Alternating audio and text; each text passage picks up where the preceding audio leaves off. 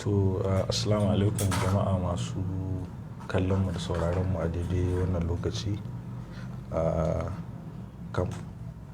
a kamfanin nan namu na Katsina Post.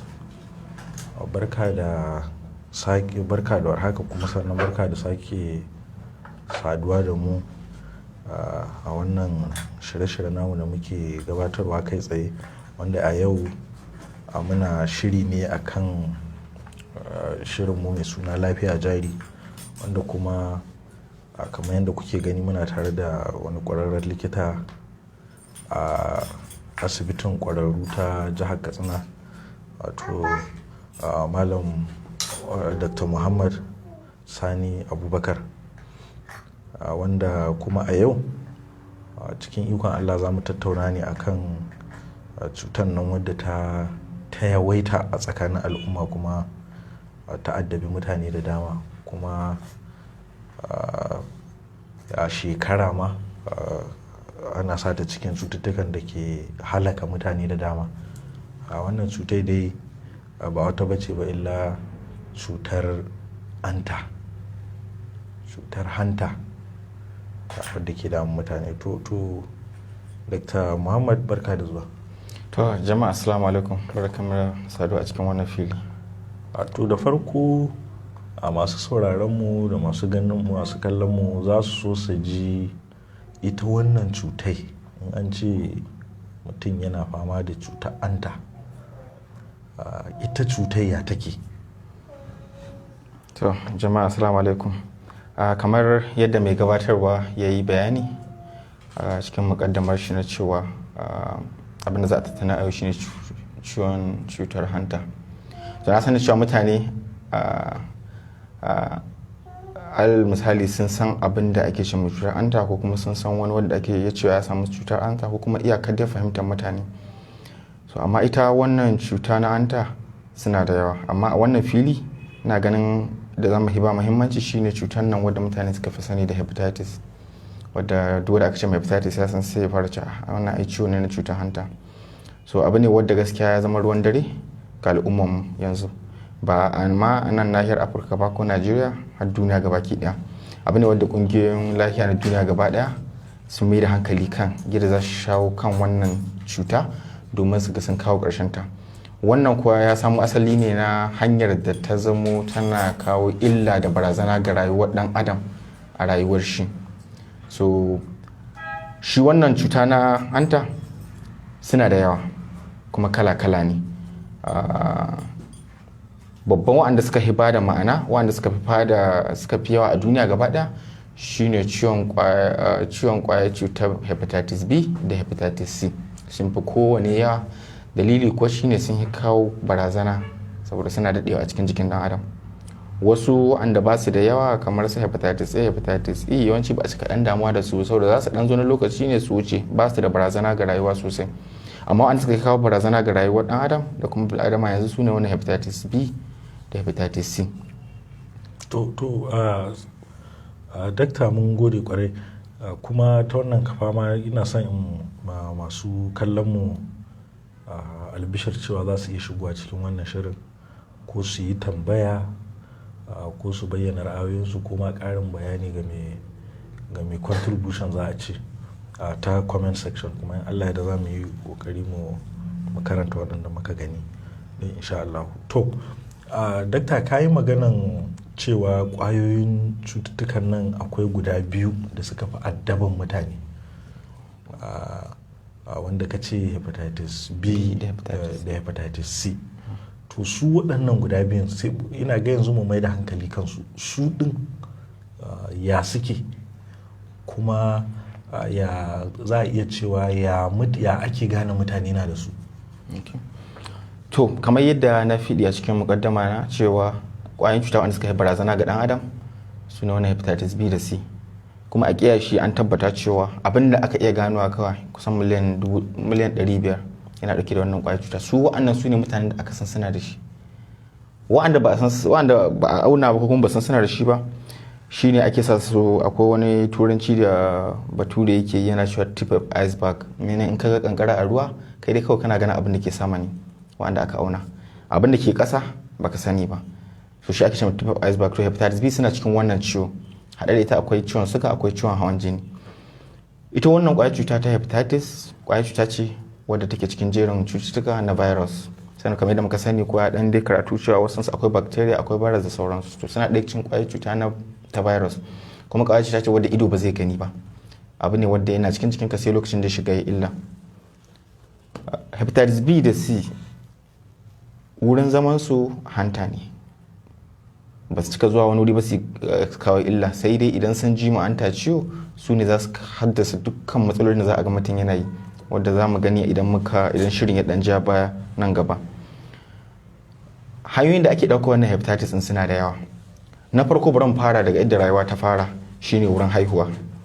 Idan mahaifiya tana ɗauke da wannan ƙwayar cuta, ɗanta zai iya ɗauka, musamman idan ba ta yi awo yadda ya kamata ba, sannan ba su ɗauki matakai da kamata sun ɗauka ba lokacin tana da ciki, sannan kuma lokacin haihuwa ba a yi abin da ya dace ba. Ta biyu shine hanyoyin da mutum zai dan iya amfani da abu mai kaifi wanda zai iya fasa shi hidda jini a jikin shi. Alal misali na ina magana kamar allura kenan wanda ake amfani da ita gida, sirinji, sannan kuma aska, sannan kuma abubuwa wanda za su iya kawo jini ya dan fita daga cikin wannan kuma ya kai cikin wannan. Na uku shine idan mutum aka sami jinin da ba a tantance ba ko kuma ba asibitin da ta kware ba wurin tantance jini, misali an ɗauki jinin daga jikin wadda ke da hepatitis din an sa cikin jikin wadda bai da hepatitis zai iya ɗaukar shi.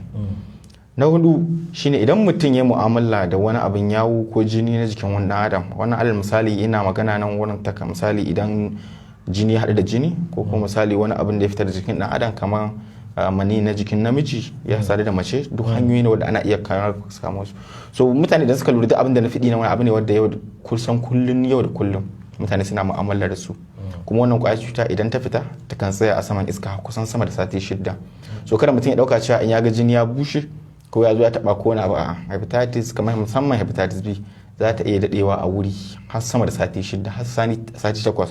So ko da ta ɗiga a wani wuri kuwa za ta iya daɗewa a wuri har mutum ya zo ya kwashe ta. So wannan su ne manyan hanyoyi, amma hanyoyi biyu wanda suka yi min barazana yanzu su ne lokacin haihuwa da min yaro ya kwashe ta daga wurin mahaifiya, sannan kuma samun ta wurin ƙarin jini, saboda yanzu kimiyya ta samu kusan asibitoci sun ci gaba har ƙananan asibitoci kamar su primary health care suna sa mutane jini. So kuma idan ba a tantance ba kuma aka yi amfani da abubuwan awo aka tabbata cewa mutum bai da hepatitis wani ya zo ya kwashe shi, to gaskiya akwai matsala. To alhamdulillah. Daga cikin masu bibiyan mu Malam Mubarak Ya'u Muhammad ya yi wata tambaya inda ya ce wai likita ita wannan cuta ana warkewa kwata-kwata ko sai dai mutum ya ta shan magani na tsawon rayuwa? Kila yana maganin kamar kila HIV, tunda kaga kusan duk ta hanyar da ake samun HIV ko kwasarta kusan ita ma wannan a haka ne. To ana tambayar to ita wannan ana warkewa ita ma? To ina ji kafin mu kai da haɗawa cikin maganinta mai baran dan dauke dan minti 1 ko 2 in yi bayani kan alamominta da kaga ba za mu dawo saboda dole zai tambaya karin bayani sai mu. Na farko babban alamomin wannan hepatitis din shi mutum zai lura cewa yau da gobe kan yi zazzabi, sannan kuma takan zo da shawara ana ina nufin mutum ya ga idan shi yana canza kala yana yin ɗorowa, sannan fitsarin shi yana yin ɗorowa, sai yawan zazzabi akai ya sha maganin malaria ya sha typhoid amma sai ga taki warkewa, sai yawan kasala yau da gobe mutum zai gani, ko kuma yawan mutum ya ji kamar zai amai. Wannan su ne alamomi wadda idan mutane suka fahimta kusan kowane ciwon zazzabi zai iya kawo wannan ciwo. Da haka yake fara. Kowane ciwon zazzabi zai iya kawo, so mutum ba zai iya tabbatawa ba. In dai ba mutum yana da ra'ayin cewa da in ya ji bai lafiya ba yana so ya ji amai kowane awo, ko kuma dalili ya kawo cewa ya je ba da jini zai auna. Mafi akasarin mutane lafiyar salam, kawai ya je zai ba da jini ne a samu dan uwan shi, ko kuma ya je ya ba da kyauta sai a auna a ce kai kana da hepatitis ba za a dauki naka ba. Mafi yawancin mutane tana suke gane. Wasu kuma idan suka je uwansu sun mutu da ciwon ko kuma ya je wani abokin shi na ciwo shi ma yana so a je a mi. So kusan kashi 90 zuwa 95 na wanda za a ce suna da hepatitis ba su jin komai, dalili ne kawai gitto na ciwo. Duk abubuwan da mutane za su sana magana aman jini ko a ce anta ta lalace ko kansa, wannan sai ta je karshe. Amma dai yau ka ce ka gane ina tani ba kamar malaria ba, yau da sauro ya cije ka bayan sati 1-2 ka ji zazzabi, hepatitis ba haka take ba, tana ma iya zama cikin jinin mutum har kusan sati 6. nan kamar yadda malam ya uye bayani magungunanta. Hepatitis B a zaman yanzu babu takamaimai a ce ga lokacin da za ka sha magani a ce ka warke gaba daya. So abinda muke fiɗi a turanci shine mutum zai sha magani domin ya tabbata wannan virus ɗin tana under control, ba ta barazana ba kamar HIV ba. HIV in ka fara har mutum ya gama rayuwar shi, amma ita hepatitis B musamman mutum zai sha magani na tsawon lokaci. Wasu kan sha magani na shekara ɗaya, wasu shekara ɗaya da rabi, wasu shekara biyu, wasu 2 da rabi, ya danganta ga lokacin da kwayar cutar ta virus ɗin ta bai yaduwa a cikin jikin ɗan adam, ko kuma ta kawo wani barazana a jikin shi, ko kuma aka tabbata ta riga ta kucce ma wannan ciwon, ko kuma jikin ɗan adam ya samu garkuwar da zai yaki wannan abu. Hepatitis C ita kuma ita wannan tana da lokacin tsaye da magani, yawanci sati 12 ne mutum zai sha magani na sati 12, ta daɗe sati 18. Dalili kuwa da yasa haka shine hepatitis C ɗin da muke magana ba a cika samun ta nan sosai ba, an yi cika samun ta ga wurin turawa wa'anda tana ɗaya daga cututtukan da take kashe su, take kawo masa ciwon hanta. Sau shi kuma ka san bature yana da wannan hazaƙar na cewa duk abin da ya ga yana kawo barazana cikin wani ƙaramin lokaci zai samu yadda zai da shi. Shi yasa yanzu akwai magani takamaimai na hepatitis C. Wato saboda su hepatitis B ba cika yi masa ɓanna sosai ba, to ba su mai da hankalinsu ka cokan kansu gano maganin ta ba kamar hepatitis C ba. So zama yanzu akwai magunguna na hepatitis C ko nan wurin idan mutum na san su asibitocin ma akwai wanda na san sun yi amfani da su kuma sun warke. Amma hepatitis B akwai magungunan ta, amma har yanzu babu wani abu rubutacce da za a ce ga lokacin da idan ka sha wannan maganin a ka bari gaba da za a ce wada awo ne har sai an ga wannan kwayar cutar ba ta yaduwa a cikin jikinka sai a ce to gwanda a tsaye haka nan, ana tunanin an ci karfin wannan kwayar cuta. To yanzu dakta, musamman ganin bayanan da ka yi, kenan yana nufin mutum a haka nan ma yana iya tashi ya je asibiti ko ya je ɗakin awo na gwaje-gwaje ya ce yana so a auna shi ya je idan yana da wannan matsala kenan. Kwarai da gaske wannan babban abu ne kuma yana da fa'ida sosai, amma ana zan dan ja layi idan ja mutane hankali. Shi wannan awo na hepatitis yana da wasu 'yan shi'umomi nashi wadda idan idda aka yi ma'awan ba su san yadda za su fassara ma shi ba, za a iya samun matsala. Saboda za ka je a ma'awan da za ka zo ka ta fargaba, kana ta tunanin cewa ai kana da hepatitis shi kenan komi naka ya kare. Kashi 95 zuwa kusan 99 na waɗanda suka same ta suna matasa za su gama rayuwarsu ba tare da wani matsala ba.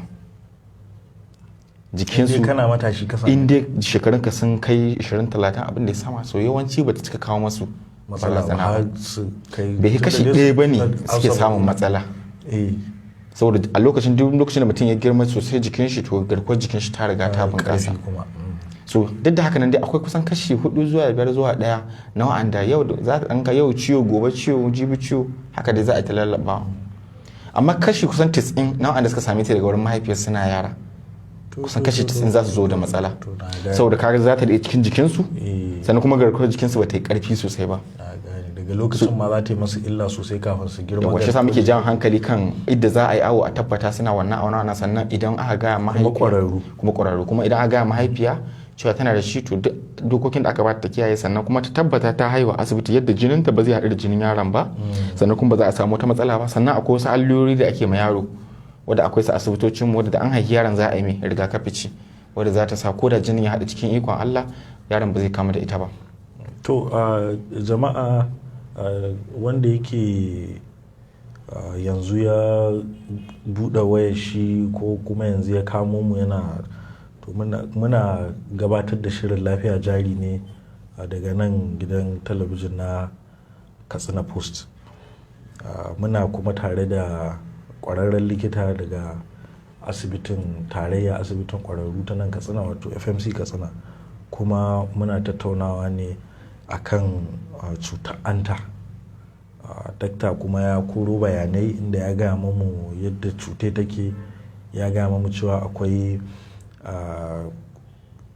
kala guda biyu wanda su ne suka fi barazana yanzu a al'umma, inda ya ce da ita ciwon hanta ɗin mai ƙwayar cuta mai lakanin B da kuma wadda ke da lakanin C, wanda kuma ya ba mu alamomi yanzu kuma muka yi maganan magungunanta da sauransu.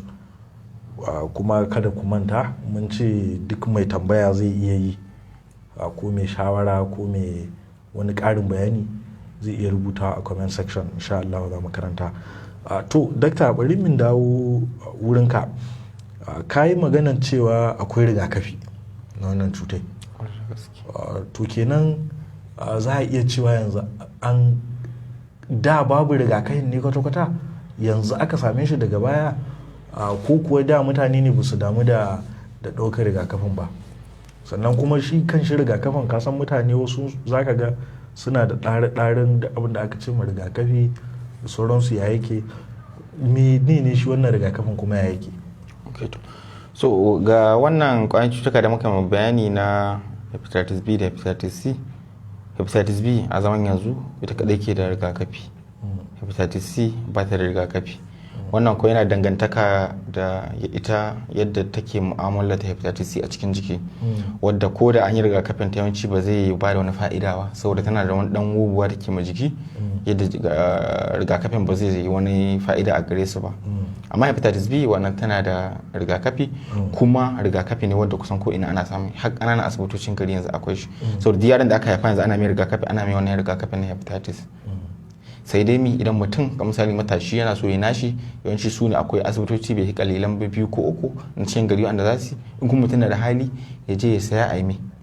So hepatitis B ita tana da rigakafi, kuma kai mai da na bayani tun daga jaririn da aka haifa yanzu har mutumin da ke da shekaru da za a yi wannan rigakafi. Guda uku ne ake yi da an yi, ana sa ran cikin iko Allah mutum kusan kashi 98 zuwa 99 za ta iya kare shi daga samun nan kwayar cuta. Amma hepatitis C har zaman yanzu dai gaskiya babu. So na san dai magana da kai da rigakafi da yadda mutanen mu suke fasara ta abu ne wanda dole ne yau da gobe gwamnati da kuma hukumomin lafiya sai sun dinga suna ja mutane hankali, ana ƙara musu ƙwarin gwiwa, ana ƙara fahimtar da su, saboda fahimtar ma'aikatan likitoci da gwamnati daban, fahimtar mutanen da ke zaune daban. So haƙƙin mutane da kuma hukumomi na lafiya da sauransu su dinga jawo mutane hankali, ana cewa health promotion and education, su dinga jawo mutane, suna ƙara musu ƙwarin gwiwa, suna ƙara ba su haske akan fa'idar yin rigakafi, cewa idan aka yi ma ita ba ana nufi an sama cuta bane, an sama abin da zai sa jikinka ya samu garkuwa domin ya kare ka daga lokacin. Saboda kamar yadda nema bayani, yawanci mutum zai san lokacin da zai dauke ta ba za ka sani ba lokacin da mutum zai dauke ta. So abu ne wanda musamman ma satuttukan da kace dukkan ta cutai tana yawa tana daɗewa, baka san idan jini ya daɗe, baka san ka zo ka taba shi da sauransu. Kaga abu ne in kai rigakafi cikin iko Allah ana sa ran cewa ta kare ka, bisa sai in ta shiga jikinka a zo a yi ta kama ga magunguna suna da tsada, sannan kuma yau fargaba da faɗuwar gaba cewa an ta mutum ta lalace da sauransu. Wannan duk shine abin da ke ja mutane hankali, cewa to ya kamata mutane su daure su an shi wannan rigakafi, su kara ma gwamnati kwarin gwiwa, su kare kansu sannan su kare iyalansu. Saboda idan ka ɗauka ka kare kanka kuma ka kare iyalanka. A nan kuma yana kaɗan jawo hankali, saboda mukan ɗan samu wasu abubuwa a asibiti, kaji mutum zai aure da zai an ce yana da hepatitis kuma tana da hepatitis, kaga kowa gaban shi na faɗar da sauransu. Wannan duk ba abu ne mai tashin hankali. Kimiyya ta zo da abubuwa wadda ko da saura wata guda ne aure za a yi ma rigakafi ka same shi duka guda uku, ba sai an jira ya kai wata 6 ba. So duk wannan ba wani abu bane wadda za a zauna a yi ta, abu ne wadda mutane mata da yawa da maza da yawa sun yi auren su kuma suna ɗaukar shawarwari, wasu suna shan maganin su kuma lafiya da kuma yayansu ba su kwashe shi ba yanzu aka fara ba. Kuma ina fata mutane za su ɗauki wannan bayani, sannan kuma dai suna buƙatar ƙarin bayani za su iya samun mu ko a kamar sadarwa da kai magana, ko kuma asibitocin a kowane lokaci suka same mu za mu yi masu ƙarin bayani. To alhamdulillah, ka yi wata magana mai matuƙar muhimmanci wanda ka ce wanda ka kawo maganar cewa ya kamata ma ga waɗanda za su yi aure ya kamata a rika haɗawa da ita. Amma kafin mu zo nan bari mu karanto saƙonnin masu bibiyan mu.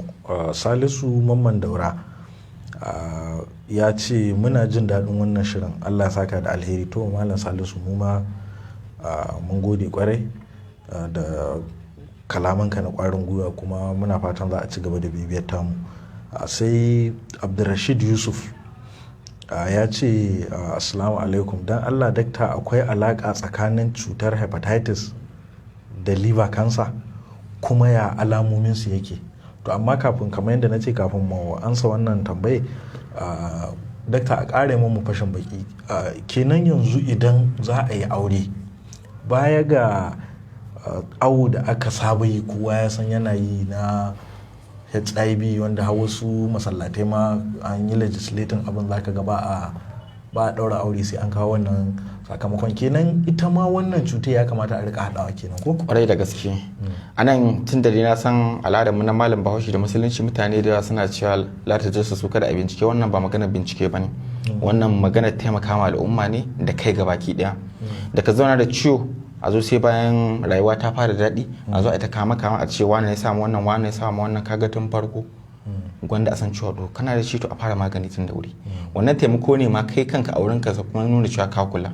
So cikin jerin cutuka da na san har yanzu akwai mutanen da ba su yarda da wannan abin ba, da an ce magana awo sai kaga kowa ya bara an ce ba yarda da kai ba yarda da kai bane.